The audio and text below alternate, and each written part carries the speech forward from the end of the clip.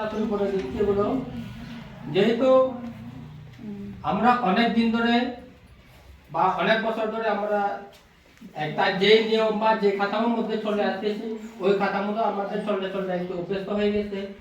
তো সেদিক দিয়ে বলবো যে আমাদের কাঠামোটা অত্যন্ত ভালো, অর্থাৎ বিভক্ত কাঠামোটা আর কি, পুরাতন যেটা ছিল ওইটাই। তো ওখানে যদি আমরা দেখি, এই যে 1 নম্বর ফেসেস, অর্থাৎ যেটি আমাদের পাঠ্য বইয়ে অন্তর্ভুক্ত থাকে, পাঠ্য বই থেকে যে প্রশ্নটি করা হয়, ওখানে 1 নম্বরে আপনারা দেখতে পাবেন ফিল ইন দ্য গ্যাপ। ওখানে ফিল ইন দ্য গ্যাপ দেওয়ার যুক্তিকতা হলো আমরা পেয়েছি এখানে একটি লাইন দেওয়া আছে, একটা লাইন থেকে পুট করে একটি ওয়ার্ডকে মিসিং করে দেওয়া হয়েছে।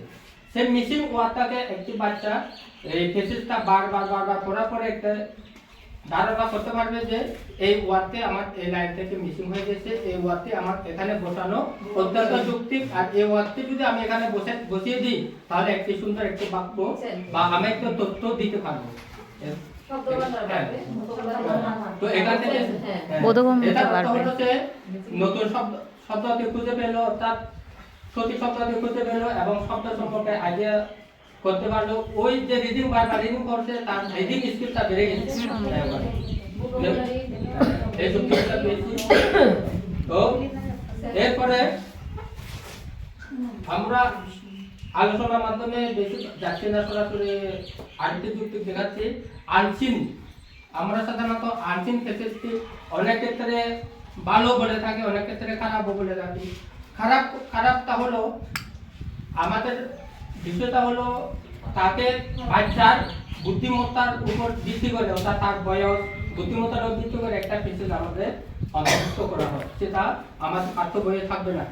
আর পাঠ্য বইয়ে না থাকলেও আমাদের যারা পরীক্ষক থাকেন তারা কি করেন, চিন্তা করে বাচ্চার বয়স এবং চিন্তা করে সামর্থ্য কি করে দেন, একটা ফেসেস ওখানে জড়িয়ে দেন, আর ওই ফেসেসটা পড়ে বাচ্চাদের ঠিকই বুঝতে পারে।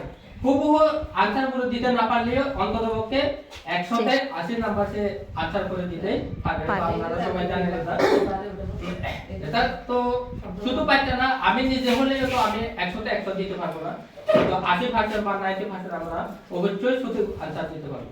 এই কারণে বলছি যে আমরা শুধু বইয়ের মধ্যে সীমাবদ্ধ না থেকে আমরা বাইরের জগৎটা নিয়ে আমরা কি করতে পারছি, পরিচিত হতে পারছি।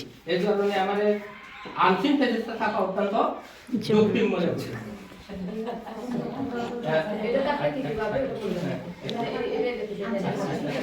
তো এর পাশাপাশি হলো আরেকটা, প্রথমে বলে দিয়েছে যে প্রথমে যে বরাবরে তার যে প্রথম দক্ষতা বাড়তেছে, ঠিক এই জায়গায়ও তার প্রথম দক্ষতা বাড়তেছে এবং বইয়ের বাইরে সম্পর্কে ধারণা লাভ করতে পারছে।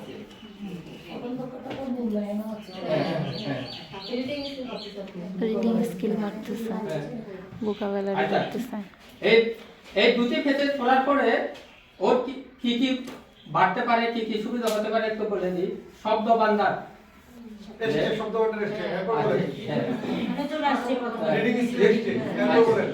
আচ্ছা বললাম না স্যার ওগুলো।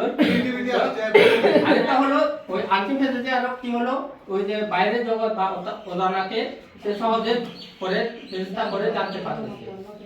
এটা একটা আইডিয়া আউট অফ বুক। হ্যাঁ এটা বলেন। তো আরেকটা বিষয় হলো ডাব্লিউএস কোয়েশ্চন। সৃজনশীলতা বাদে স্যার টেস্টে হ্যাঁ।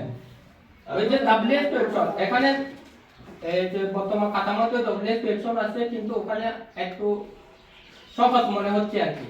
তো আমার তাতেও সহজ, কিন্তু কথা হলো একটু চিন্তাটা বেশি করতে হচ্ছে বাচ্চাটাকে। কি চিন্তা হচ্ছে যে একটি বাক্য দেওয়া হলো, পুরো একটি সেন্টেন্স দেওয়া হলো, সেন্টেন্সের মাঝখানে যার উপর আপনি ভিত্তি করে কি করবেন, স্পেসিফিক ভাবে দেওয়া থাকে, আন্ডারলাইন করা থাকে, এই শব্দের উপর আপনাকে কোশ্চেন রেডি করতে হবে। কিন্তু বর্তমানে এটি নাই। এটা হলো বাচ্চাটি হয়তো যে ওয়ার্ডটি বসে একটি নিজে সকাল সুতো ভাবতেছে, সে ওই শব্দটি বোঝাচ্ছে, কিন্তু যখন সে আন্ডারলাইন দেওয়া শব্দ সে নিজে ভাববে, কল্পনা করবে, তখন ভাবতে এ হতে পারে, এ টু হতে পারে, বা হোয়াট হতে পারে, এরকম শব্দ বলে নিজে নিজে সে ভাববে। অবশ্যই যদি অ্যাক্টিভ সিস্টেমটা চলে আসবে না। আছে, এটা ডিফেক্ট করতেছে না ম্যাডাম। এটা কথা হলো আমাদের তা হলো ওই বাচ্চাটা তেমন একটা চিন্তা করার সুযোগ পাচ্ছে না, আমার ধারণা আর কি, আমাদের ধারণা তো, কিন্তু পুরোদমটাতে একটু ধারণা চিন্তা করার সুযোগ তার বেশি থাকতেছে এরা। আমি চিন্তা করতেছি আমার এই আপা কি নাম আপা